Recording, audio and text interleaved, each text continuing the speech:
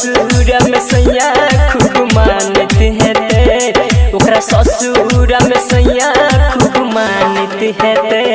तैयो हमरा बिना जान हमर कानते हैं ते तैयो हमरा बिना जान हमर कानते हैं ते ओकरा ससुर में सैया खूब मानते हैं ते ओकरा ससुर में सैया खूब मानते हैं ते तैयो हमरा बिना जान हमर कानते हैं ते तैयो हमरा बिना जान हमर कानते हैं ते तैयो हमरा बिना जान हमर कानते हैं ते डीजे उमेश सुखीपुर बाजार।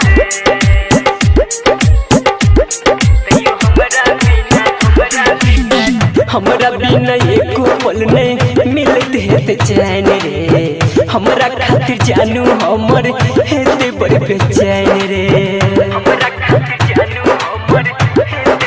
हाँ रे हमरा बिना एको पल नहीं मिलते है चैन रे हमरा खातिर जानू हमर हेते बड़ बेचैन रे बात बिना कइले उ तो खाइले रहे खाना रे हमरा से मिले रहे कर के बहाना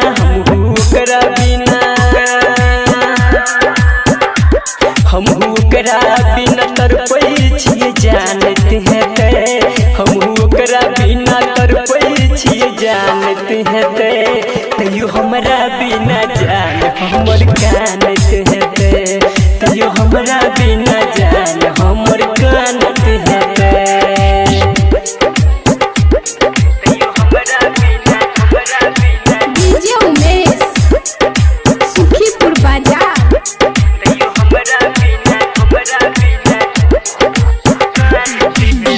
बचपन के साथी ओकर छिए हम प्यार रे दीदार खातिर हेते दिल बेकरार रे हाँ हाँ हाँ बचपन के साथी ओकर छिए हम प्यार रे दीदार खातिर हेते दिल बेकरार रे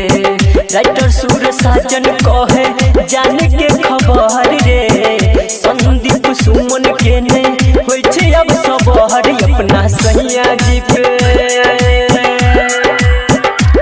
अपना सैया जी पे मुक्का उतानते हैं ते अपना सैया जी पे मुक्का उतानते हैं ते तैयो हमरा बिना जान हमर कानते हैं ते तैयो हमरा बिना